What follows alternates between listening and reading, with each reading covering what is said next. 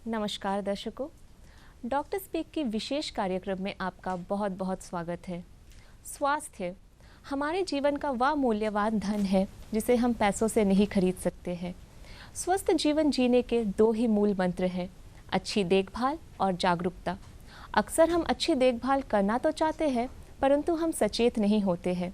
तो चलिए आज हम बात करते हैं ऐसी ही एक बीमारी के विषय पे जो अब काफ़ी आम सी ज़रूर हो गई है, परंतु अब भी हमारे बीच थोड़ी सी जागरूकता की कमी है। तो आज हम बात करने जा रहे हैं अर्थराइटिस के बारे में। तो आज का हमारा विषय रहेगा होम्योपैथिक ट्रीटमेंट फॉर अर्थराइटिस। और इस विषय पे हमें ढेर सारी जानकारियाँ देने के लिए आज हमारे बीच स्टूडियो में मौजूद है doctor Kritika Chander, GDMO homeo AYUSH hospital. नमस्कार डॉक्टर, आपका हमारे इस कार्यक्रम में बहुत बहुत स्वागत है। दर्शकों, मैं आपको बता दूं कि अब Doordarshan Kendra Port Blair social media पर भी एक्टिव हो चुका है। अब आप हमसे कहीं भी कभी भी जुड़ सकते हैं। हमारा ट्विटर हैंडल है @DDK_पोर्ट ब्लेयर। हमारा फेसबुक पेज है दूरदर्शन केंद्र पोर्ट ब्लेयर। आप हमें यूट्यूब पर भी सब्सक्राइब कर सकते हैं। हमारा यूट्यूब चैनल है दूरदर्शन केंद्र पोर्ट ब्लेयर। तो चलिए कार्यक्रम को आगे बढ़ाते हैं। तो डॉक्टर कृतिका, सबसे पहले मैं आपसे यह जानना चाहूँगी कि अर्थराइटिस की बीमारी होती क्या है और यह हमारे किन अंगों को हानि पहुँचाती है? हमारे शरीर में जो जॉइंट्स होते हैं उसमें अगर किसी प्रकार का किसी कारण हमें दर्द होता है, स्वेलिंग होता है, तो उसे मेडिकल टर्म में अर्थराइटिस कहते हैं। अर्थराइटिस जो है दो वर्ड से बना गया, अर्थ और आइटिस। अर्थ का मतलब होता है कि जॉइंट्स और आइटिस का मतलब होता है इन्फ्लेमेशन या स्वेलिंग जिसे हम कहते हैं। तो पहले अर्थराइटिस जानने के पहले मैं आपको एक छोटा सा नॉर्मल एनाटॉमी बता देती हूँ जॉइंट्स का। जो नॉर्मल एनाटॉमी कैसे होता है, जो दो या दो से ज़्यादा बोन्स जब एक जगह मिलते हैं तो हम उसे जॉइंट्स कहते हैं। कोई भी जॉइंट्स आप ले, जैसे नी जॉइंट हो गया है, एंकल जॉइंट, शोल्डर जॉइंट हो गया है, इवन फिंगर जॉइंट्स हो गया है। तो ये सभी जॉइंट्स के बीच में जब इन्फ्लेमेशन होता है तो उसे हम अर्थराइटिस कहते हैं। और हम नी जॉइंट, जैसे हम नी जॉइंट ले लेते हैं, नी जॉइंट मैंने इसलिए लिया है क्योंकि वो सबसे मजबूत और सबसे बड़ी जॉइंट है हमारे शरीर की, जैसे कि आप स्क्रीन पर देख सकती हैं। हाँ जी। तो वो है सबसे मेजर जॉइंट है और वो जॉइंट जो है 3 बोन से बनती है, जो है फीमर है, टिबिया और पेटिला, 3। और हमारे जो मेजर जॉइंट्स है वो सभी जो है एक जॉइंट कैप्सूल के अंदर रहते हैं, तो उसे हम जॉइंट कैप्सूल कहते हैं। जैसे देख सकते हैं हम उसे जॉइंट कैप्सूल कहते हैं। उसके अंदर में एक जो है साइनोवियल मेम्ब्रेन रहता है जिसे हम साइनोवियम कहते हैं। उसके अंदर साइनोवियल फ्लूइड निकलता है। ये साइनोवियल फ्लूइड जो है हमारे बोन्स का जो है लुब्रिकेशन की तरह काम करता है हमारे बोन्स में। जैसे फॉर एग्जांपल मैं बताऊं आपको, जैसे इंजन, गाड़ी का जो इंजन होता है उसे इंजन ऑयल चाहिए होता है लुब्रिकेशन के लिए, तो वैसा ही हमारा जो बोन्स है उसमें जो है साइनोवियल फ्लूइड का ज़रूरत पड़ता है एज ए लुब्रिकेशन। वो काम करता है जो कि दोनों सरफेस, जो दोनों हमारे जो हड्डियों के जो सरफेस है उसको स्मूथ रखता है ताकि वो ईजिली मूवमेंट कर सके एक दूसरे के ऊपर में। और हमारे जो बोन्स के जो एंड्स में जो है एक लाइनिंग रहता है जिसे हम कार्टिलेज कहते हैं। वो कार्टिलेज भी जो है वो बोन्स को एक दूसरे के ऊपर स्लिप होने देता है एक दूसरे के ऊपर में, ताकि वो इजी मूवमेंट कर सके। और लिगामेंट्स और टेंडॉन्स जो बोन्स को मसल के साथ जोड़ता है, वो भी हेल्प करता है कि बोन्स का फ्री मूवमेंट हो सके। तो अगर इन केस इस कार्टिलेज में या ये साइनोवियल मेम्ब्रेन में थोड़ा सा इन्फेक्शन हो जाए या इन्फ्लेमेशन हो जाए तो उससे जो है दर्द और स्वेलिंग होता है हमें। तो उसके वजह से जो उसे हम जो है अर्थराइटिस बोलते हैं। जी, मैं अपने दर्शकों को ज़रूर याद दिलाना चाहूँगी कि यह हमारा लाइव फोन इन कार्यक्रम है। तो अगर आपको इस विषय में किसी भी तरह की जानकारी प्राप्त करनी है तो आप हमसे जुड़ सकते हैं। हमारा नंबर आपके स्क्रीन पर दिखाया जा रहा है। तो चलिए कार्यक्रम में आगे बढ़ते हैं। तो डॉक्टर कृतिका, जैसे कि आपने अभी अभी हमें बताया कि अर्थराइटिस की बीमारी क्या होती है और इसके कई प्रकार भी होते हैं, तो अब मैं आपसे यह पूछना चाहूँगी कि अर्थराइटिस के कितने प्रकार होते हैं? अर्थराइटिस वैसे काफ़ी बहुत सारे प्रकार होते हैं अर्थराइटिस के, लेकिन मेन जो रहता है वो है ऑस्टियोआर्थराइटिस होता है, रोमेटॉइड अर्थराइटिस होता है, गाउट होता है, सोरियाटिक अर्थराइटिस होता है, रेनल अर्थराइटिस होता है और एंकोलाइजिंग स्पॉन्डिलाइटिस होता है। अच्छा, मैं छोटा सा सबके मैकेनिज्म के बारे में बता देती हूँ आपको। ऑस्टियोआर्थराइटिस जो है वो एक बहुत कॉमन बीमारी है जो आजकल के टाइम में देखी जा रही है। जी जी। हाँ, तो ऑस्टियोआर्थराइटिस में क्या होता है कि हमारे जो कार्टिलेज जिसके बारे में मैंने आपको बताया था, जो कार्टिलेज है वो रप्चर हो जाते हैं। रप्चर हो जाते हैं, ये इसमें कुछ इंजरी हो जाता है, तो उसकी वजह से बोन का बीच का जो गैप है, जो दो बोन्स के बीच में जो गैप रहता है वो गैप कम हो जाता है। अच्छा। हाँ जी, वो कम होने की वजह से क्या होता है, दोनों बोन्स एक दूसरे के ऊपर फ्रिक्शन होने लगते हैं, जैसे कि आप स्क्रीन पर देख सकते हैं दर्शकों। तो फ्रिक्शन होने लगता है, दोनों बोन्स एक दूसरे के ऊपर में रगड़ खाते हैं, एक दूसरे के ऊपर फ्रिक्शन होता है, तो उससे जो है पेन होता है, काफ़ी पेन होता है, स्वेलिंग होता है, और वो अगर सिवियर हो जाए तो बोन्स एक दूसरे को टच करने लगते हैं। अच्छा। तो उसमें बहुत और भी ज़्यादा मतलब तकलीफ होता है, पेन बहुत ज़्यादा होता है, स्वेलिंग हो जाता है, मूवमेंट रिस्ट्रिक्शंस हो जाता है। जी जी। तो ये ऑस्टियोआर्थराइटिस है। एक होता है rheumatoid arthritis. Rheumatoid arthritis almost osteoarthritis जैसा ही रहता है, बट उसका मैकेनिज्म जो है थोड़ा ऑस्टियोआर्थराइटिस से अलग है। अच्छा। क्योंकि रोमेटॉइड अर्थराइटिस जो है वो एक ऑटो इम्यून डिजीज में गिना जाता है। जी।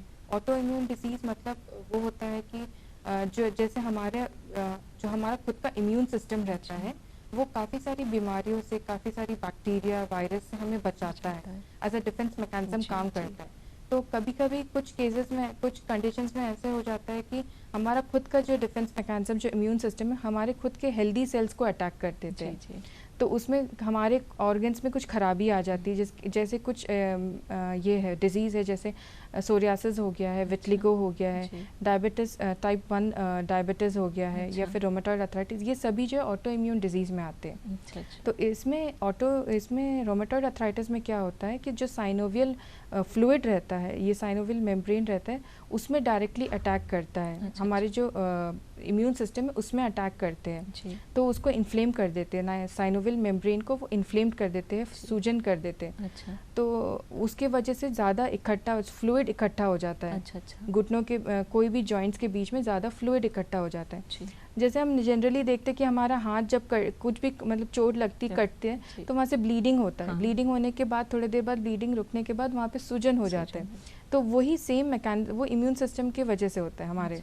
तो सेम मैकेनिज्म जो है जॉइंट्स में भी होता है। जो इन्फ्लेमेशन होता है, इन्फ्लेमेशन के बाद में एक जगह पानी इकट्ठा हो जाता है वहाँ पे, तो वो पानी जो है वो हमारे जो बोन्स पे, कार्टिलेज पे प्रेशर देता है।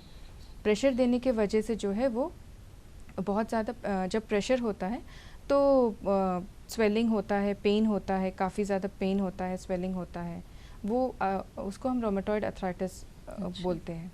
और एक होता है गाउट। गाउट जो है हमारे बॉडी में अगर यूरिक एसिड का लेवल बढ़ जाता है ब्लड में, तो उसके वजह से जो है यूरिक क्रिस्टल्स फॉर्म होते हैं।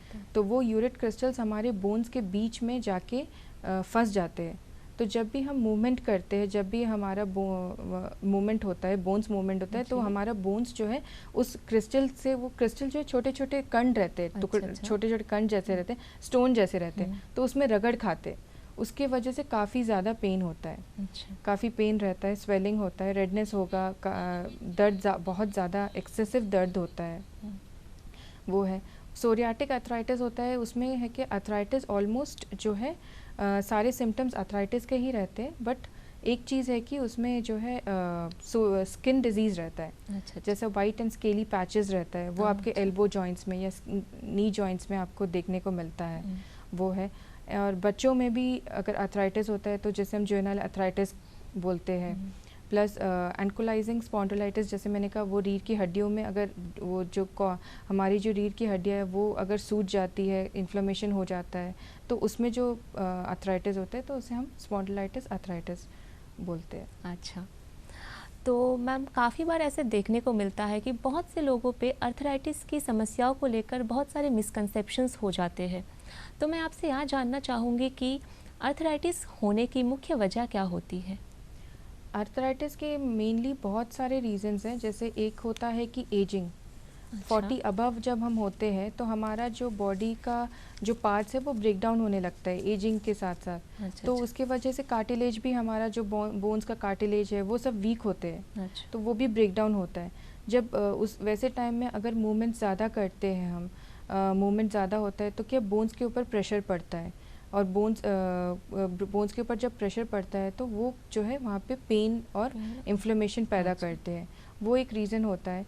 एक रीज़न होता है कि विग्रेस एक्सरसाइज करना। अच्छा अच्छा। मतलब एक्सरसाइज नॉर्मली तो बहुत अच्छा होता है, एक्सरसाइज करना बहुत अच्छी बात है, जिससे हमारे बोन्स और कार्टिलेज को स्ट्रेंथ मिलता है। लेकिन अगर हम विग्रेस एक्सरसाइज करते हैं, बहुत ज़्यादा एक्सरसाइज करते हैं, एक दिन में ज़्यादा वर्कआउट कर लेते हैं, तो हमारा जो बोन्स जो कार्टिलेज है वो रप्चर हो जाता है।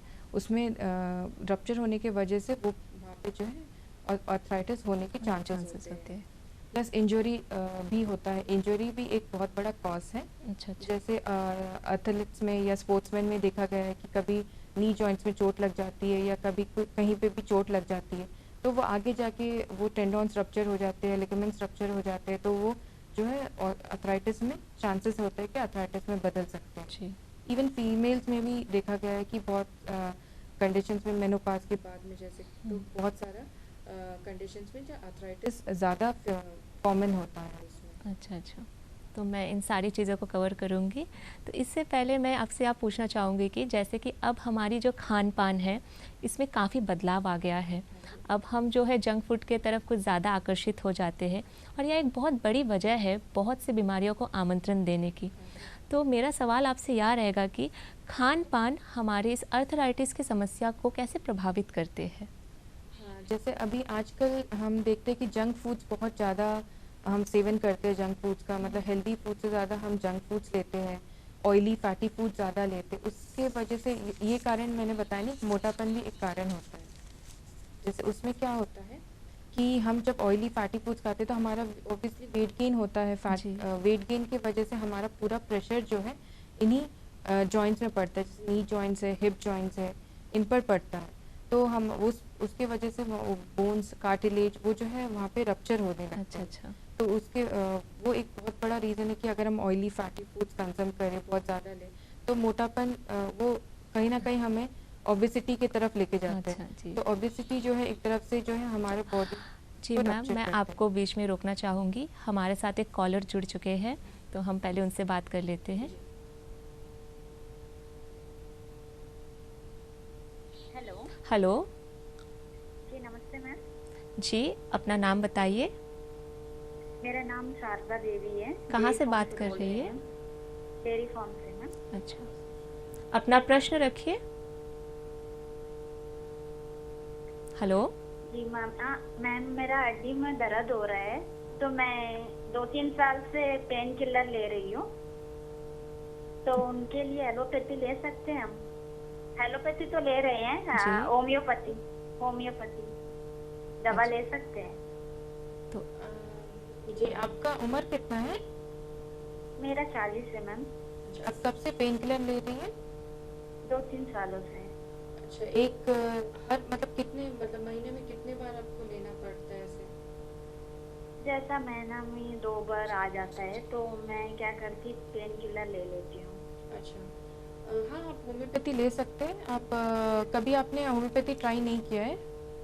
जी नहीं। ठीक है, आप होम्योपैथी ले सकते हैं, कोई प्रॉब्लम नहीं है। आपका पूरा आप हॉस्पिटल आएंगे तो पूरा आपका हिस्ट्री इन्वेस्टिगेशंस करेंगे। करने के बाद में जो है एक कॉन्स्टिट्यूशन मेडिसिन जो होता है वो आपका जो भी प्रॉब्लम्स है, जो भी आपका डिजीज़ है, उसके लिए हम आपको दे सकते हैं, आप ले सकते हैं। जी ठीक। जी, आशा करते हैं आपको आपके प्रश्न का उत्तर मिल गया है। हमारे साथ जुड़ने के लिए धन्यवाद। तो मैम, जैसे कि आप बता रही थी हमें खान पान से कैसे अर्थराइटिस प्रभावित होते हैं। वही ऐसे ऑयली फैटी फूड्स जो होते हैं ना, वो हमें अवॉइड करना चाहिए। उससे जो है मोटापन होता है, जी। तो वो जो है बहुत मेन कारण है कि हमारे बोन्स, उसके वजह से हमारे कार्टिलेज रप्चर होते हैं, क्योंकि हमारा पूरा वजन जो है उन्हीं बोन्स पर, उन्हीं जॉइंट्स पर रहता है। नी जॉइंट्स है, अच्छा। हिप, तो इस पर रहता है। तो हम जब ज़्यादा हेवी होते हैं तो उसके वजह से रप्चर होता है, जी। और रप्चर होने की वजह से जो है बोन्स जो है एक दूसरे के ऊपर फ्रिक्शन खाने लगते हैं, और काफ़ी फ्रिक्शन होने की वजह से जो है स्वेलिंग और पेन जो है काफ़ी ज़्यादा बढ़ जाती है।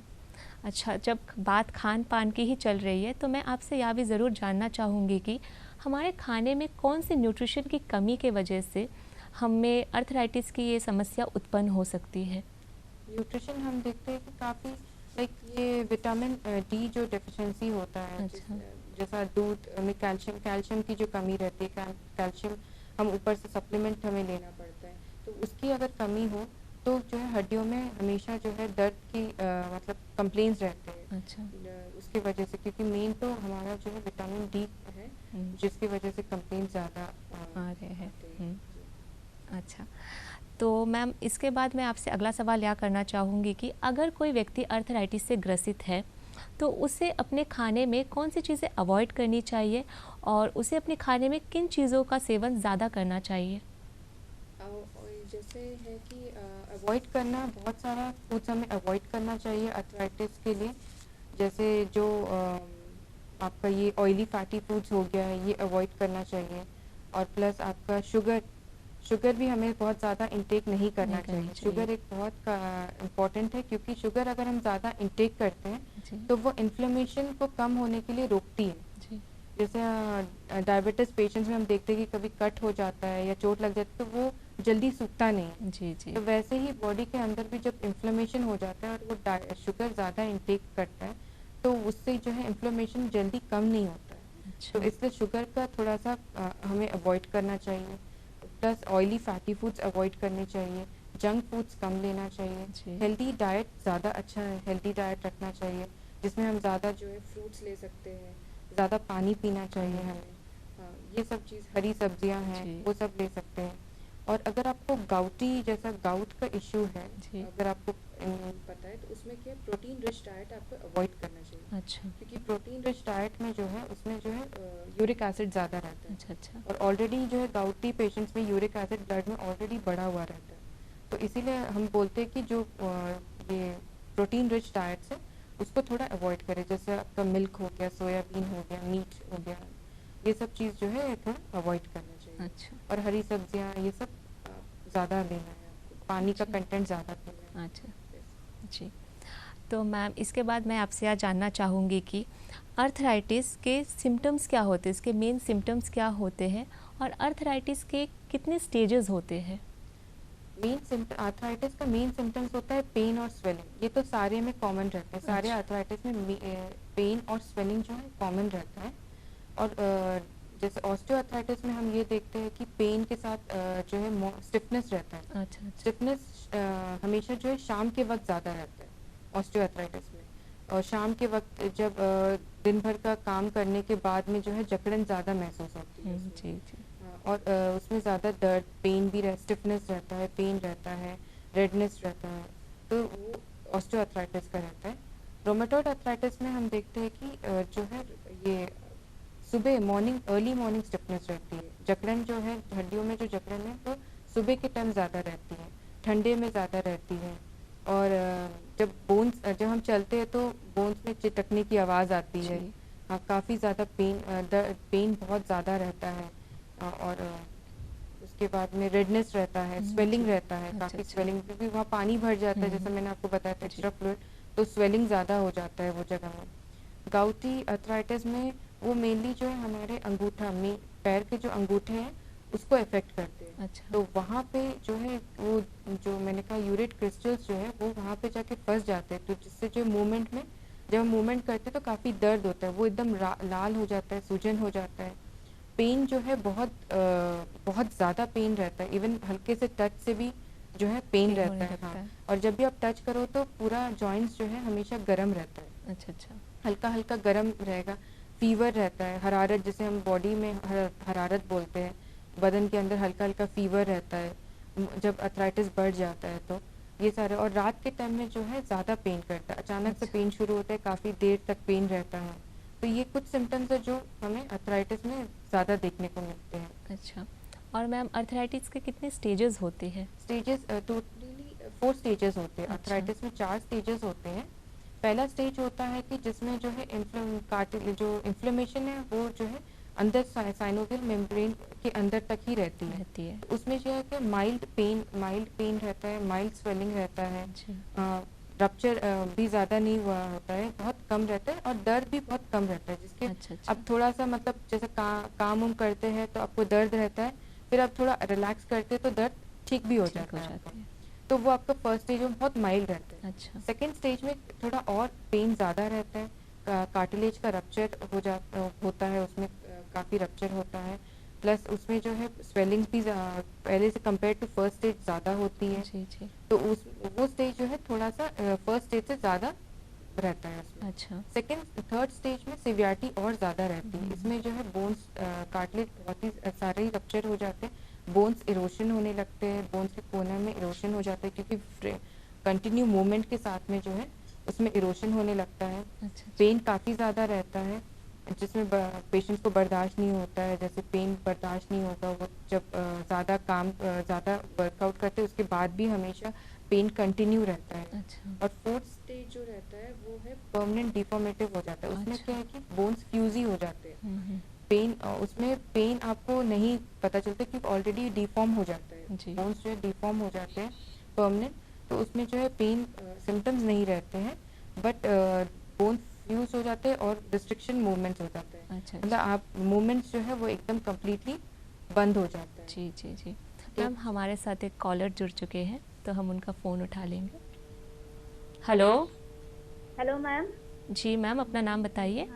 हाँ, मैं भातुवसी से शीला बोल रही हूँ। जी, प्रश्न रखिए।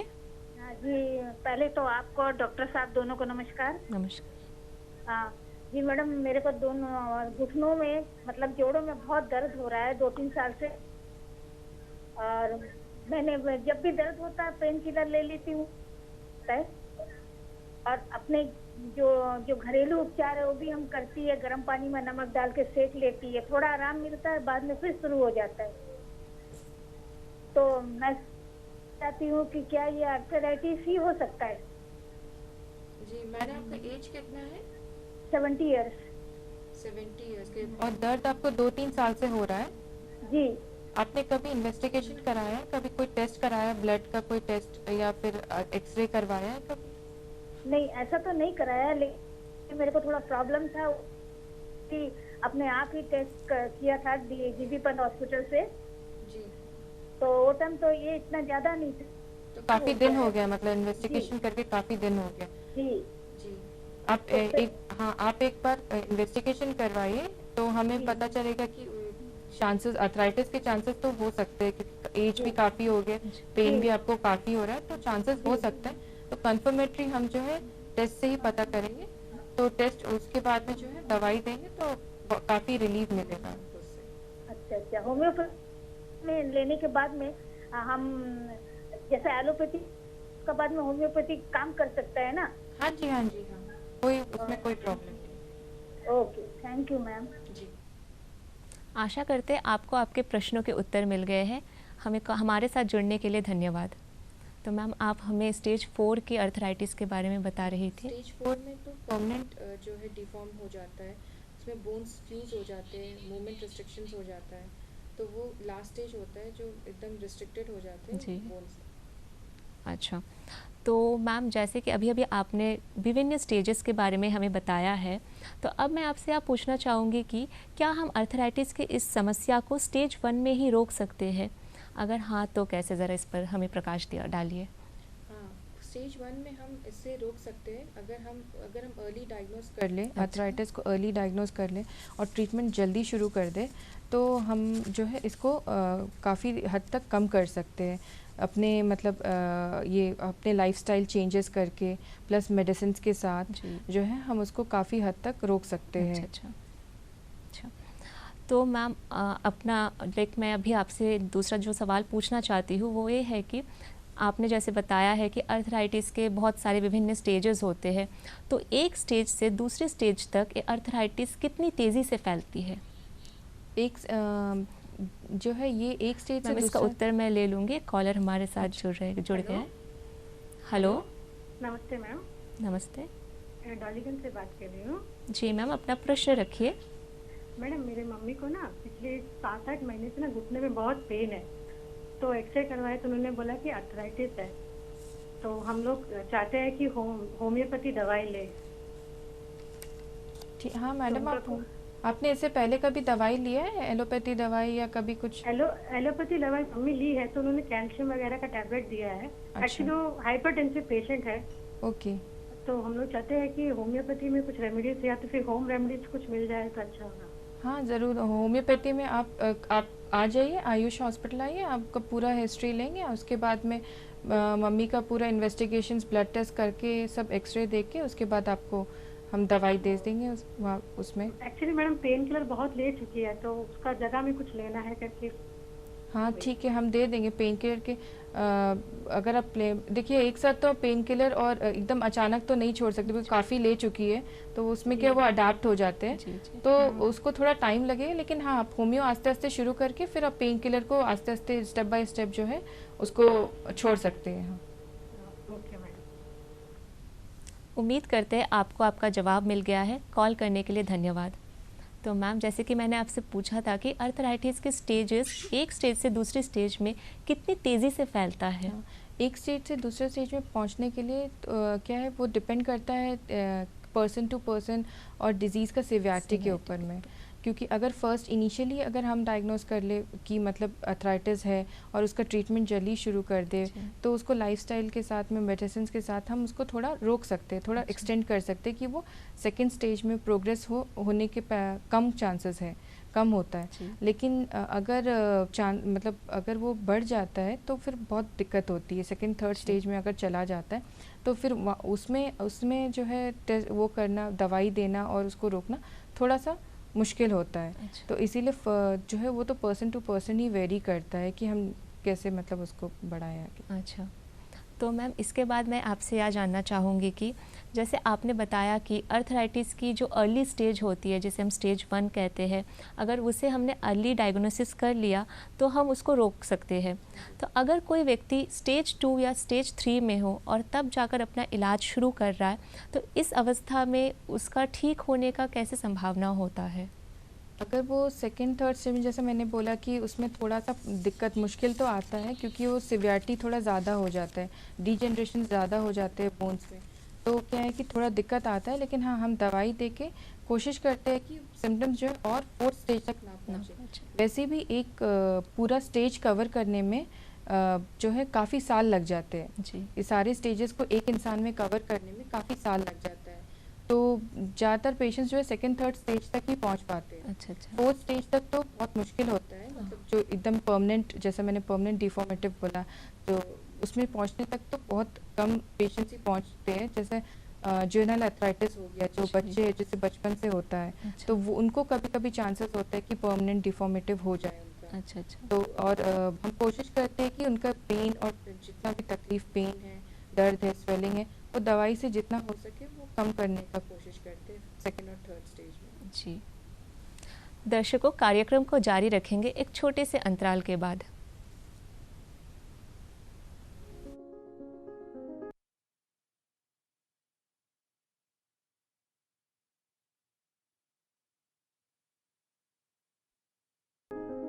टीबी या क्षय रोग माइकोबैक्टीरियम ट्यूबरक्लोसिस नामक बैक्टीरिया के कारण होता है।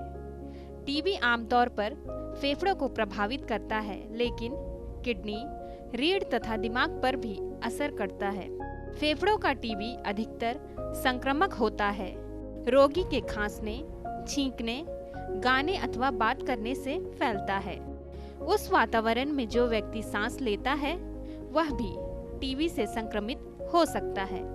भूख में कमी, वजन में गिरावट, उच्च शारीरिक तापमान, रात में पसीने का आना, अधिक थकावट टीबी के आम लक्षण होते हैं। कभी कभी पेट में, जोड़ों में, सर में दर्द एवं मिर्गी के दौरे दिखाई देते हैं। फेफड़ों के टीबी के लक्षण आप आसानी से पहचान सकते हैं। 2 हफ्तों से ज्यादा खांसी, बलगम से खून का आना, सांस लेने में तकलीफ।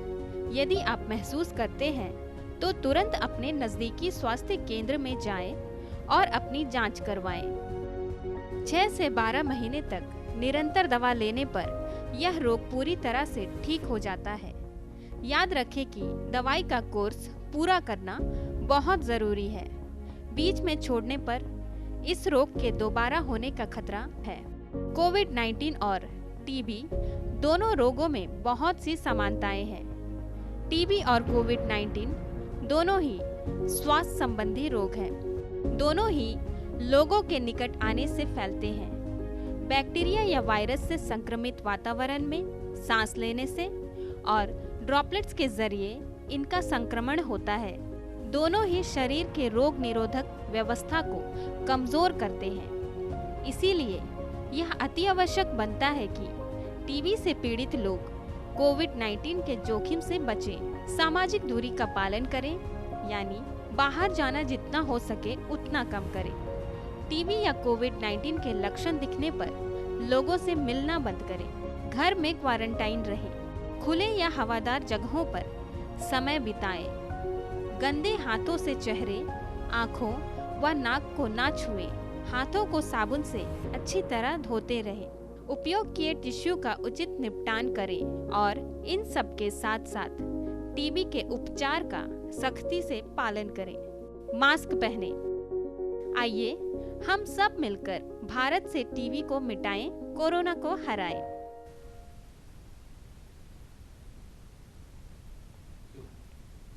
डॉक्टर स्पीक की विशेष कार्यक्रम में अंतराल के बाद आपका पुनः स्वागत है। तो आज हम होम्योपैथिक ट्रीटमेंट फॉर अर्थराइटिस के विषय पर बात कर रहे हैं। अगर इस विषय पर आपका कोई भी प्रश्न हो तो आप हमसे जुड़ सकते हैं। हमारा नंबर आपकी स्क्रीन पर दिखाया जा रहा है। तो डॉक्टर, अब मैं आपसे यह पूछना चाहूँगी कि अगर किसी के जोड़ों में दर्द हो रहा है तो ही ऐसा तो नहीं है कि उसे अर्थराइटिस की समस्या है। तो कभी कभी लोगों में जब अत्यधिक दर्द होने लग जाता है तो वो यह संदेह करने लग जाते हैं कि उन्हें शायद से अर्थराइटिस हो गई है करके। तो मेरा सवाल आपसे यह रहेगा कि हम ये कैसे पता लगाएं कि हमारा जो एक दर्द है वो सामान्य दर्द है या हमें अर्थराइटिस की कोई शंका है। अगर नॉर्मल कोई दर्द है तो वो क्या है कि हम जब काम करते हैं, कोई भी एक्सर्शन करते हैं तो दर्द उस टाइम रहता है, थोड़ी देर बाद हम जब रेस्ट करते हैं तो ठीक भी हो जाता है जी। तो अर्थराइटिस, जैसे मैंने सिम्टम्स भी आपको बताया था, कुछ सिम्टम्स है जिससे हम पता कर सकते हैं कि मतलब ये अर्थराइटिस के, जैसे जकड़, मॉर्निंग स्टिफनेस होना, जकड़न होना, बहुत ज़्यादा पेन होना, रेडनेस, लाल हो जाना, स्वेलिंग होना, तो वो कुछ अर्थराइटिस की तरफ में इशारा करता है।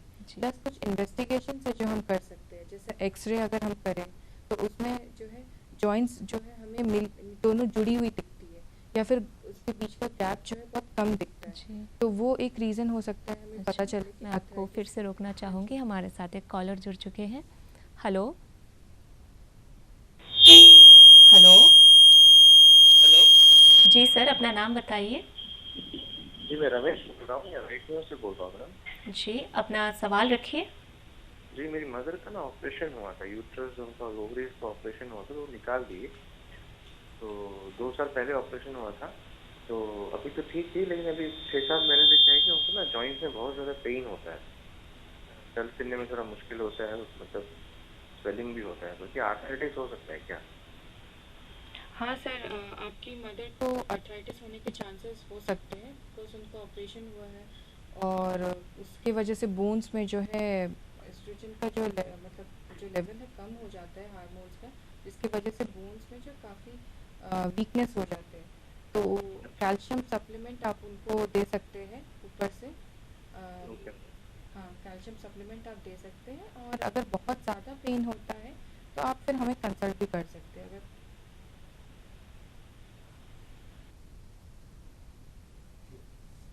उम्मीद करते हैं आपको आपके सवालों के जवाब मिल गए हैं। कॉल करने के लिए शुक्रिया। तो मैम, आप हमें अर्थराइटिस की सामान्य दर्द और अर्थराइटिस के दर्द दोनों के बीच का अंतर बता रही थी। हाँ जी, इन्वेस्टिगेशंस में जैसे हम पता कर सकते हैं कि मतलब वो अर्थराइटिस का है या फिर नॉर्मल दर्द है। तो उसमें क्या है, एक तो ऑस्टियोआर्थराइटिस का मैंने आपको जैसे बताया, एक्सरे में हम देख सकते हैं कि जॉइंट्स के बीच में गैप बहुत कम हो जाता है। इवन जॉइंट्स कभी कभी दोनों एक दूसरे से फ्यूज़ हो जाते हैं, दोनों एक दूसरे से चिपक जाते हैं, तो उसमें वो एक डायग्नोसिस हम कर सकते हैं। दूसरा है कि हम जो है आरए फैक्टर, जिस रोमेटॉइड में हम आरए फैक्टर देख सकते हैं, ब्लड इन्वेस्टिगेशन में हम आरए फैक्टर देख सकते हैं, और वो पॉजिटिव होता है तो चांसेस रहता है कि रोमेटॉइड अर्थराइटिस हो। प्लस सी रिएक्टिव प्रोटीन अगर वो भी अगर बढ़ के दिखता है हमारे ब्लड लेवल में, तो भी चांसेस रहता है कि मतलब रोमेटॉइड अर्थराइटिस हो करके। और एक है एंटी सीसीपी एंटीबॉडीज़, अगर ये भी हमें ब्लड में रेज करके मिले तो हम चांसेस बोल सकते हैं कि आर्थराइटिस के चांसेस है उनमें जी। प्लस गाउट में हम देखते हैं कि गाउट में हमें ऐसे पता चलता है कि अगर हम जो है फ्लूइड इन्वेस्टिगेशन करें, फ्लूइड इन्वेस्टिगेशन में अगर हम सिरिंज से जो है ये मतलब फ्लूइड निकालते हैं, उसमें हम देखते हैं कि यूरेट क्रिस्टल्स अगर मिलते हैं तो जो है गाउटी अर्थराइटिस का चांसेस रहता है। तो ये कुछ इन्वेस्टिगेशंस है जिससे हम पता कर सकते हैं कि मतलब ये नॉर्मल आर्थराइटिस नॉर्मल पेन है या फिर आर्थराइटिस की पेन है। अच्छा, तो इसके बाद मैं आपसे यह जानना चाहूँगी कि अगर कोई व्यक्ति आर्थराइटिस से ग्रसित होता है तो क्या वो निरंतर दर्द का अनुभव करता है या उसे कभी कभी दर्द का महसूस होता है? नहीं, वो हमेशा तो उनको दर्द नहीं होता है। वो जब वो कोई एक्सरसाइज करते हैं, जब वो कोई तरह का एक्सर्शन करते हैं, कोई हार्ड वर्क करते हैं, तब पेन उस टाइम रहता है। जैसे चढ़ाई चढ़ने पर जब वो ज़्यादा कोई काम कर लेते हैं, तो चढ़ाई चढ़ लेते हैं काफ़ी, तब उनको पेन रहता है और वो कुछ टाइम के लिए रहता है। और फिर उसके बाद अगर वो इनिशियल स्टेज में है तो फिर वो ठीक भी हो जाता है। अच्छा। लेकिन एकदम सीवियर स्टेज में, थर्ड स्टेज में अगर है तो फिर पेन जो है वो थोड़ा थोड़ा करके कंटिन्यू परसिस्ट रहता है। वो कम करके रहता ही है थोड़ा दर्द। अच्छा, ठीक है। तो मैम अधिकतर हम ऐसे देखते हैं कि किसी भी बीमारी का असर हमारे एक बॉडी पार्ट में अगर होता है तो उसकी इम्पैक्ट हमें दूसरे बॉडी पार्ट्स पे भी देखने को मिलते हैं। तो ऐसे ही अगर मैं आर्थराइटिस की बात करूं तो इसका असर हमारे आँखों पे कैसे देखने को मिलता है, ज़रा इसके बारे में हमें बताइएगा। हाँ जी, रोमेटॉइड आर्थराइटिस जो है वो एक इन्फ्लेमेटरी डिजीज़ है। अच्छा। तो उसकी वजह से जो है वो आँखों में भी अफेक्ट करता है। अच्छा, आर्थराइटिस जो है आँखों में भी अफेक्ट करता है। आँखों का जो स्क्लीरा है, जो वाइट सफ़ेद पार्ट होता है, उसे इन्फ्लेम्ड हो जाते हैं। अच्छा। जो वो इन्फ्लेम्ड होने से वो उसमें काफ़ी ज़्यादा ड्राइनेस आ जाता है, जिससे वो काफ़ी लाल हो जाते हैं। अच्छा। और हल्का उसमें पेन भी रहता है। तो और आगे अगर वो रेटिनल तक अगर इन्फ्लेमेशन चला जाए तो ब्लड विजन भी ब्लड हो जाता है, हमारा धुंधला दिखाई देता है। और प्रोग्रेस अगर उससे ज़्यादा प्रोग्रेस करे तो फिर लॉस ऑफ विजन भी हो सकता है हमें। तो ये तरह जो है आर्थराइटिस जो है आँखों को भी मतलब हमारे नुकसान पहुंचाते हैं। अच्छा, तो जैसे हम बात कर रहे हैं अफेक्टेड बॉडी पार्ट्स की, तो अब मैं जानना चाहूँगी कि आर्थराइटिस के सिम्टम्स हमारे उंगलियों में कैसे देखने को मिलते हैं? हमारी उंगलियां भी सबसे पहले आर्थराइटिस से इफेक्ट होती है, क्योंकि हमारी जो उंगलियां काफ़ी छोटी जॉइंट्स है और काफ़ी सॉफ्ट जॉइंट्स है। तो इसमें भी जो है बहुत जल्दी आर्थराइटिस का इफेक्ट होता है। पेन और स्वेलिंग काफ़ी ज़्यादा रहता है। मोड़ने से, जब हम उंगलियां को मोड़ते हैं तो काफ़ी पेन करता है, काफ़ी दर्द करता है। और प्लस ठंडे पानी में डालने से काफ़ी दर्द रहता है। हल्का गर्म रहता है, गर्माहट रहती है उंगलियों के जोड़ों के बीच में। आप या फिर लेटेस्ट स्टेज में ये भी होता है कि डिफॉर्मेटिव हो जाते हैं। जैसे जो है हमारे जो पूरे ये जो बोन्स है वो पूरा उसका डिफॉर्म हो जाता है, उसका चेंज हो जाता है फॉर्म उसका। तो वैसे उंगलियों में काफ़ी इफेक्ट होता है उसका। अच्छा मैम, हमारे साथ एक और कॉलर जुड़ चुके हैं। हेलो। हेलो जी सर, अपना नाम बताइए। मेरा नाम सुशीलाल पाल है मैडम। मेरी वाइफ का नाम नीतू पाल है। जी सर, अपना सवाल पूछिए सर। मेरा नाम सुशीलाल पाल है मैडम। वाइफ का नाम नीतू पाल है। सर आप अपने टीवी का वॉल्यूम थोड़ा कम करिए सर। Okay okay. सर अभी भी बहुत ज़्यादा आवाज़ आ रहा है, आप उसे म्यूट कर दीजिए। Okay okay. हेलो। जी सर, अभी आप अपना प्रश्न रखिए। हेलो। हाँ मैडम। जी बताइए सर। मेरी मैडम का हर समय कमर में दर्द रहता है और सर में दर्द रहता है। अच्छा। हाँ। अच्छा, तो उनके वाइफ को आर्थराइटिस है। जी सर। और उनको पेन किलर एनी टाइम खाना पड़ता है। हमको पेन किलर ही खाना पड़ेगा तभी जाकर रात में नींद भी नहीं आती थी। जी जी, ठीक है मैम। तो हम अपने दूसरे सवाल पर आते हैं। तो अगर हम बात करें अपने पैरों की, तो हमें पैरों पर आर्थराइटिस के कैसे सिम्टम्स देखने को मिल सकते हैं? पैरों में भी लगभग उंगलियों जैसे ही सारे सिम्टम्स रहते हैं। जैसे मैंने हाथ की उंगलियों को बताया था, वैसे ही सारे सिम्टम्स रहते हैं। घुटनों में दर्द रहता है। घुटना मतलब अगर घिसता है बहुत ज़्यादा, उसके जॉइंट्स बोन्स घिसते हैं तो उसमें ज़्यादा पेन रहता है, स्वेलिंग रहता है। प्लस आपके घुटने जो अंगूठा है, हमारे पैर के अंगूठे, वो काफ़ी लाल रहते हैं और उसमें पेन ज़्यादा रहता है, दर्द रहता है। और हल्के से टच करो तो वो गर्म रहते हैं। और रात के टाइम में ज़्यादा पेन होता है। रात के टाइम में अचानक कंटिन्यू रहता है। अच्छा। ये गाउट में होता है, जी गाउट के सिम्टम्स है ये सारे। जी। तो ये जो है हमारे, क्योंकि हमारे पैरों के उंगलियों को वो ज़्यादा इफेक्ट करते हैं। अच्छा अच्छा। तो मैम जैसे कि अभी अभी हमारे कॉलर ने पूछा था, जिनसे बात नहीं हो पाई ठीक से, कि अगर अर्थराइटिस की दर्द बहुत ज़्यादा हो जाती है और उन्हें रात को नींद नहीं आती है, तो इसके लिए हम कैसे उपचार उनको रेकमेंड कर सकते हैं? इसमें है कि आप जो अर्थराइटिस पेशेंट्स हैं वो जो है हल्का सा, मतलब आप अगर आपके बोन्स में, रीढ़ की हड्डियों में या घुटनों में दर्द होता है जी। तो आप हल्का मसाज कर सकते हैं, ऑयल मसाज कर सकते हैं। अगर आप स्वेलिंग नहीं है तो, पेन अच्छा। नहीं है तो आप हल्का मसाज कर सकते हैं वो जगह में। ये मिसकंसेप्शन मतलब बहुत लोगों में रहता है जी कि जी। जो है जब भी मतलब दर्द होता है तो वो मसाज करते करने हैं, लगते हैं। तो जब स्वेलिंग नहीं रहता है तभी करना है उनको। अच्छा। तब वो जो है हल्का हाथ हल्का से मसाज कर सकते हैं ऑयल लेके, वो भी एकदम लाइट प्रेशर देके। अच्छा। या फिर आप ये कर सकते हैं कि मतलब जैसे बालू या नमक हो गया, उसकी पोटली बना के जी। उसको तवे में गर्म करके उससे सिकाई कर सकते हैं। अच्छा। वो स्वेलिंग में कर सकते हैं, स्वेलिंग के दौरान आप कर सकते हैं, क्योंकि उससे क्या होता है कि स्वेलिंग जो है काफ़ी कम होता है, पेन कम होता है, आपको आराम मिलता है। अच्छा ठीक है। चलिए मैम बात करते हैं छोटे बच्चों की। तो आजकल अर्थराइटिस की समस्या छोटे छोटे बच्चों में भी देखने को मिलती है, तो इसकी मुख्य वजह क्या होती है? और साथ ही में मैं एक और सवाल आपसे पूछना चाहूँगी कि जब बच्चों में ऐसे अर्थराइटिस की समस्या देखने को मिलती है तो हम उनको क्या चीज़ें ऐसे उनको रिकमेंड कर सकते हैं जिससे कि वो इस बीमारी से दूर रहे और बच सके इस बीमारी से? ये तो जुवेनाइल अर्थराइटिस जिसे हम बोलते हैं, जो बच्चों में दिखाई देता है, वो भी एक जो है एक ऑटो इम्यून डिजीज़ की वजह से होता है। अच्छा। तो उसमें क्या है, बच्चों में भी पेन और स्वेलिंग जॉइंट्स में देखने को मिलते हैं। बच्चे पैर दर्द का कंप्लेन करते हैं हमें, और ये 16 साल से उम्र से कम बच्चे जो है उनमें ज़्यादा देखने को मिलता है। अच्छा अच्छा। और वो कम ज़्यादा मतलब ज़्यादा खेल नहीं पाते हैं, जल्दी थक जाते हैं, उनके घुटने जो है बहुत स्वेलिंग हो जाता है उनको। तो वो जो है जुवेनाइल अर्थराइटिस हम जिसे बोलते हैं।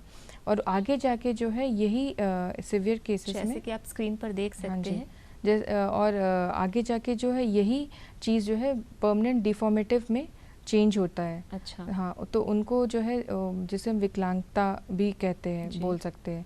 तो इसमें जो है इनका जो है परमानेंट वैसे कोई इलाज वैसे नहीं होता है, लेकिन अगर हम अर्ली डायग्नोस कर ले या अर्ली हमें पता चल जाए तो क्या हम इसे जो है थोड़ा अवॉइड कर सकते हैं इसको। अच्छा। और जिन केसेस में अगर प्रोग्रेस बहुत ज़्यादा हो रहा है, दवाई नहीं मतलब रिएक्ट कर रहा है, दवाई रिएक्ट नहीं कर रहा है, तो उनको जो है ये परमानेंट डिफॉर्मेटिव होने के चांसेस बहुत ज़्यादा बढ़ जाते हैं उन केसेस में। जी। तो मैम जुवेनाइल अर्थराइटिस की क्या कोई पूर्ण इलाज उपलब्ध होती है या नहीं होती है? नहीं, हाँ है, उसमें काफ़ी हम कर सकते हैं उसमें इलाज, लेकिन वो है कि अगर हम जल्दी पता करें तो, हाँ तो जल्दी डायग्नोस हो जाए तो हम कर सकते हैं, नहीं तो फिर क्या है लेट स्टेज में जो है बहुत मुश्किल हो जाता है। अच्छा। चलिए तो फिर बात करते हैं महिलाओं के बारे में। तो काफ़ी महिलाएं यह शिकायत करती है कि मेनोपॉज के बाद उन्हें दर्द का अनुभव होता है, तो जिसे हम मेनोपॉजल अर्थराइटिस भी कहते हैं। तो क्या मेनोपॉज के बाद जितने भी दर्द होते हैं वो मेनोपॉजल अर्थराइटिस के ही होते हैं या यह दर्द सामान्य भी हो सकता है? तो हम इसका अंतर कैसे पता करें कि यह दर्द मेनोपॉजल अर्थराइटिस की है या कोई सामान्य दर्द है? मेनोपॉज के बाद में अर्थराइटिस होने के काफ़ी चांसेस होते हैं, काफ़ी ज़्यादा चांसेस हैं होने के, लेकिन ज़रूरी नहीं कि सारा जॉइंट पेन्स मेनोपॉज के बाद में जितने भी जॉइंट पेन्स हो तो सब मेनोपॉजल अर्थराइटिस ही हो करके। क्योंकि हमारे शरीर में जो एक ईस्ट्रोजन बोल के एक हार्मोन रहता है फीमेल्स के, जो मतलब जो बोन डेंसिटी और बोन ग्रोथ के लिए बहुत ज़रूरी होता है। तो जो मेनोपॉजल जो लेडीज़ रहती है या फिर जिसने ओवरीज़ का ऑपरेशन किया रहता है, उनमें जो है ये ईस्ट्रोजन लेवल जो है कम हो जाता है, क्योंकि ईस्ट्रोजन जो है इन्हीं ओवरीज से ही सेक्रीट होता है। जी। तो जब ये लेवल आपको ईस्ट्रोजन लेवल नहीं मिलता है तो बोन्स जो है काफ़ी वीक हो जाती है, काफ़ी कमज़ोर हो जाती है, डेंसिटी उसका बहुत कम हो जाता है। उसके वजह से जो है डॉक्टर्स हमें कैल्शियम सप्लीमेंट भी देते हैं। वो एज में बोलते हैं कि कैल्शियम सप्लीमेंट आप अलग से लीजिए करके मेनोपॉजल एज के बाद में। तो उसके इसलिए बोलते हैं क्योंकि उसमें जो है बोन डेंसिटी उस टाइम में बहुत कम हो जाती है, तो बोन का कार्टिलेज को ज़्यादा प्रेशर पड़ता है, रप्चर जल्दी होता है, बोन डेंसिटी वीक होने के वजह से हमारी हड्डियां जो है बहुत कमज़ोर हो जाती है, तो चलने में दिक्कत होता है।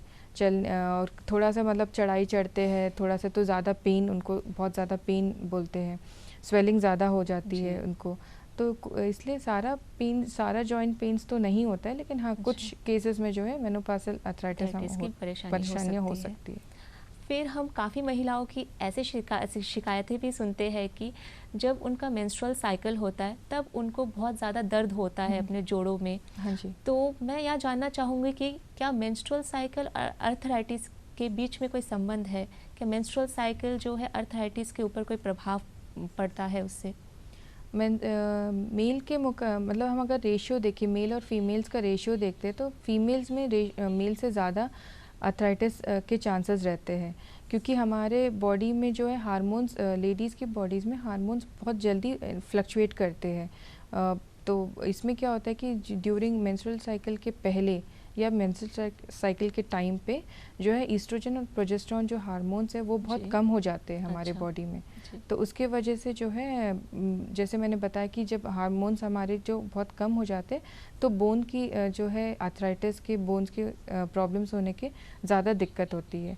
तो इस बोन्स वीक हो जाता है काफ़ी और हमें सारे परेशानियाँ, सारे सिम्टम्स की परेशानी होती है। पेन, स्वेलिंग, रेडनेस, सब तरह का तकलीफ़ होता है। जी।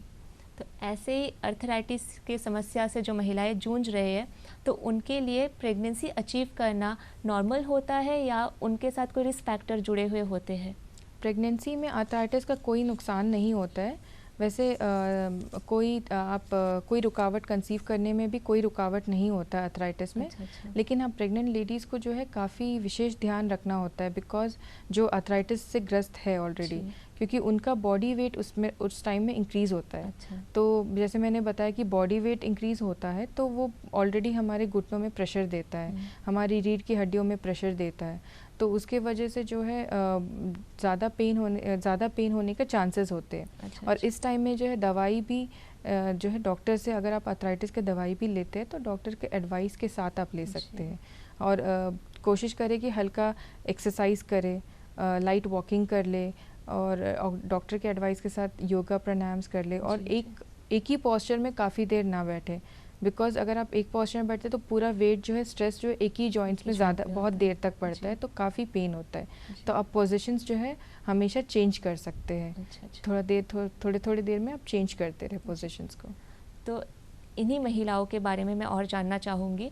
तो जिन महिलाओं में अर्थराइटिस की समस्या होती है और वो प्रेगनेंसी अचीव कर रहे हैं तो उनका डाइट प्लान कैसा होता है? एक नॉर्मल प्रेग्नेंट वुमेन और इनके डाइट प्लान के बीच में क्या बहुत ज़्यादा अंतर होता है? नहीं, बहुत ज़्यादा अंतर नहीं होता है। हाँ, लेकिन अर्थराइटिस के जो चीज़ मैंने बताया जो अवॉइड करना है, जो खान पान जो अवॉइड करना रहता है, जो अर्थराइटिस को बढ़ाते हैं, वो सारे रिस्ट्रिक्ट करने पड़ते हैं हमें। अच्छा। वो सारा चीज़ उन्हें नहीं लेना है, क्योंकि अगर वो लेते हैं तो उनको दवाई भी लेना पड़ती है उसके साथ में। और दवाई जनरली जो है प्रेगनेंसी में हमें अवॉइड करना चाहिए। जितना भी हो सके, जितना हमसे हो सकता है हम उतना दवाई प्रेगनेंसी में अवॉइड करें, बिकॉज कहीं ना कहीं जाके वो बच्चे में आगे जाके इफ़ेक्ट होता है। हाँ, तो इसलिए हम बोलते हैं कि वो सारा चीज़ जो आपको अर्थराइटिस बढ़ाती है वो सारा चीज़ आप नहीं ले।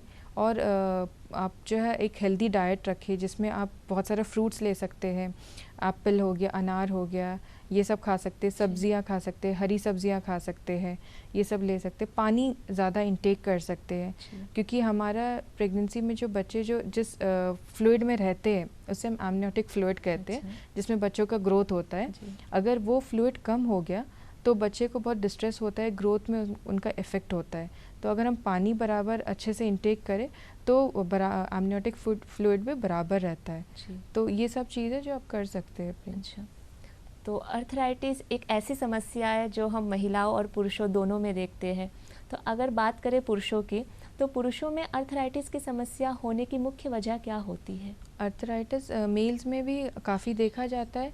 उसमें कारण ये होता है कि वो उनका जो लाइफस्टाइल उनका रहता है, प्लस उनको जो है विग्रस एक्सरसाइज जो वो करते हैं वो, और दूसरे वो उसका स्मोकिंग हैबिट्स और प्लस अल्कोहल इंटेक, ये सारे रीज़न से जो है आर्थराइटिस मेल्स में भी देखा जाता है। मेल्स में जो है विग्रस एक्सरसाइज करने की वजह से जो है टेंडॉन्स और लिगामेंट्स जो है वो रप्चर हो जाते हैं। अगर वो बहुत ज़्यादा एक दिन में वर्कआउट कर लेते हैं तो उनका जो है रप्चर हो जाता है, जिसकी वजह से आर्थराइटिस होने के चांसेस होते हैं।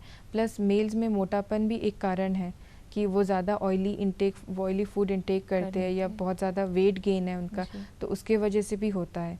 प्लस अगर आप कैल्शियम सप्लीमेंट्स ले रहे हैं ऊपर से, अगर मेल्स अगर कैल्शियम सप्लीमेंट्स ले रहे हैं ऊपर से खा रहा है और वो अल्कोहल इंटेक भी कर रहा है, तो वो सप्लीमेंट्स उसको लगता ही नहीं है, मतलब उसको बिल्कुल असर नहीं करता है। हाँ, असर बिल्कुल नहीं करता है उसके बॉडी में, बिकॉज स्मोकिंग अल्कोहल तो वैसे ही हर चीज़ को मतलब हानिकारक ही होता है। अच्छा, तो आर्थराइटिस को होम्योपैथी के द्वारा हम कैसे ट्रीट कर सकते हैं? और साथ ही में मैं एक और क्वेश्चन जोड़ना चाहूँगी कि अगर कोई व्यक्ति आर्थराइटिस की ट्रीटमेंट ले रहा है तो क्या उसे कोई साइड इफ़ेक्ट्स होने के चांसेस होते हैं? होम्योपैथी से हम काफ़ी सारे मेडिसिन है जो हम आर्थराइटिस में देते हैं, लेकिन हम होम्योपैथी में ये है कि हम सिम्टम वाइज ट्रीट नहीं करते हैं। जैसे मैंने पहले ही बताया था, सिम्टम वाइज ट्रीट नहीं होता है। इसे हम एज अ होल ह्यूमन पूरा देखते हैं, पूरा उसका कॉन्स्टिट्यूशन देखते हैं, उसका सारा मेकओवर लेते हैं, मतलब उसका मतलब उसका खाने पीने का तरीका, उसका लाइक्स, उसका डिसलाइक्स क्या होता है, उसका मेंटल स्टेटस कैसे है, पूरा लेने के बाद में हम एक कॉन्स्टिट्यूशन मेडिसिन में आते हैं, वो मेडिसिन हम देते। तो वो हम, लेकिन कुछ मेडिसिन है आर्थराइटिस के जो जैसे अरूटा हो गया है, रेस्टॉक्स हो गया, ब्रायोनिया हो गया, बेल्डोना हो गया, ये काफ़ी सारे मेडिसिन है जो हम आर्थराइटिस में दे सकते हैं।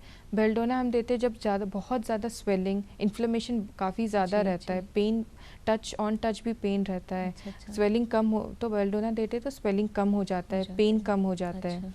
लेडमपाल भी एक मेडिसिन है जो हम देते हैं, जिसमें जो सिम्टम्स हम देखते हैं उसमें पेशेंट्स जो कंप्लेन करते हैं, सिम्टम्स जो है नीचे से ऊपर की तरफ आते हैं। जैसे वो टो से स्टार्ट होके आपके ऊपर नी जॉइंट एंड देन उसके बाद एल्बो जॉइंट ऊपर की तरफ आता है। तो उस वैसे कुछ सिम्टम्स अगर हम पेशेंट्स में मिलता है तो हम लेडमपाल देते हैं। वैसे रेस्टॉक्स हो गया, रेस्टॉक्स देते हैं, रोडेंड्रॉन देते हैं। ऐसे काफ़ी सारे जो है बोन्स से रिलेटेड मेडिसिन है जो हम पेशेंट्स को देते हैं। साइड इफ़ेक्ट्स वैसे जनरली नहीं होता है होम्योपैथी में, लेकिन हाँ हमें बिना डॉक्टर के एडवाइस के या बिना उसके कोई सलाह के हमें दवाई नहीं लेनी चाहिए कभी भी, भले ही वो होम्योपैथी क्यों ना हो। बिकॉज अगर आप लेते हैं तो वो कहीं ना कहीं वो आपके बॉडी में या तो बहुत ज़्यादा प्रॉब्लम देता है या फिर असर ही नहीं करता है। तो उस रीज़न से हम बोलते हैं कि आप हमेशा दवाई जो है डॉक्टर के कंसल्ट के साथ, उसके सुपरविजन के साथ में हमेशा लेना चाहिए और उसके बाद ही आप उसको कंटिन्यू करना चाहिए। मैम, अब मैं बहुत ही संक्षिप्त में एक आपसे सवाल पूछना चाहूँगी, उसका जवाब चाहूँगी कि आर्थराइटिस के पेशेंट को कब सर्जरी की ज़रूरत पड़ती है? सर्जरी जो है बहुत ही लास्ट स्टेज है। हमारा जो आर्थराइटिस का सर्जरी काफ़ी लास्ट स्टेज में आता है, जो कि 4th स्टेज में होता है, और उसमें जो है बोन्स और कार्टिलेज जो एकदम ही रप्चर हो जाते हैं और बोन्स के एंड्स में एकदम घिस जाता है तब, और पेशेंट्स को डेली अपना डे टू डे काम करने में भी तकलीफ़ होता है, तब जाके जो है हम सर्जरी का सोच सकते हैं। तब उसमें क्या है कि हमारा जो एक है वो है नी सर्जरी होता है, नी रिप्लेसमेंट सर्जरी होता है, जिसे हम नी आर्थ्रोप्लास्टी बोलते हैं। वो उसमें जो है आप आर्टिफिशियल स्टील मेटल का जो है ये लगता है आपका, नी से रिप्लेस किया जाता है उसको। तो वो काफ़ी लास्ट स्टेज है जब मूवमेंट एकदम रिस्ट्रिक्टेड हो जाता है, जब पेशेंट्स बेड मतलब बिल्कुल मूवमेंट कर ही नहीं पाते हैं, हाँ बिल्कुल मूव ही नहीं कर पाते, बिल्कुल कोई काम नहीं कर पाते हैं, तब जाके ये सर्जरी हम एडवाइस कर सकते हैं, वरना मेडिसिन से ही हम कोशिश करते हैं कि उनका सिम्टम्स कम करें। अच्छा, तो मैम सवाल तो बहुत है मगर जवाब समय का अभाव है, तो जाते जाते आप हमारे दर्शकों को क्या सलाह देना चाहोगी? मैं यही बोलना चाहती हूँ कि आप कभी भी कोई बीमारी को आप नज़रअंदाज ना करें, बिकॉज़ कोई भी बीमारी का, हर बीमारी का कहीं ना कहीं कोई ना कोई कॉम्प्लिकेशंस होता है। जैसे आर्थराइटिस का कॉम्प्लिकेशंस काफ़ी सारे होते हैं, जिसमें हम देखते हैं कि वो लंग्स दूसरे पार्ट्स में भी अफेक्ट करते हैं, आँख में अफेक्ट करते हैं, प्लस परमानेंट डिफॉर्मेटिव, अगर हम उसको नज़रअंदाज करते हैं तो परमानेंट डिफॉर्मेटिव्स हो जाता है, विकलांगता होने की चांसेस होते हैं। जैसे आर्थराइटिस में तो वैसे काफ़ी सारे बीमारियां हैं जो सब में ही कहीं ना कहीं कॉम्प्लिकेशंस होते हैं। तो कोई भी बीमारी हो आप ज़रूर हॉस्पिटल जाए, डॉक्टर के एडवाइस ले, उनके हिसाब से मेडिसिन ले, कोई भी बीमारी को कभी नज़रअंदाज ना करें। बस यही। मैम, आप हमारे कार्यक्रम में आई और हमें इतने सारी अच्छी अच्छी जानकारियाँ दी, इसके लिए हमारे डीडी के पूरे टीम के ओर से आपका बहुत बहुत धन्यवाद। मैं अपने दर्शकों को यह बताना चाहूँगी कि अब Doordarshan Kendra Port Blair social media पर भी एक्टिव हो चुका है। अब आप हमसे कभी भी कहीं पर भी जुड़ सकते हैं। हमारा ट्विटर हैंडल है @DDK_पोर्ट ब्लेयर। हमारा फेसबुक पेज है दूरदर्शन केंद्र पोर्ट ब्लेयर। आप हमें यूट्यूब पर सब्सक्राइब भी कर सकते हैं। हमारा यूट्यूब चैनल है दूरदर्शन केंद्र पोर्ट ब्लेयर। साथ ही में मैं अपने दर्शकों को यह भी बता दूं कि इस कार्यक्रम या अन्य किसी कार्यक्रम से संबंधित अगर आपके पास कोई भी सुझाव हो तो आप हमसे संपर्क कर सकते हैं। हमारा पता है Doordarshan Kendra Port Blair, AIR road, Dilanipur, Haddo post 744102। आप हमें ईमेल भी कर सकते हैं। हमारा ईमेल ID है hopddkportblair@gmail.com। तो दर्शकों, हर व्यक्ति अपना स्वास्थ्य खुद बनाता है।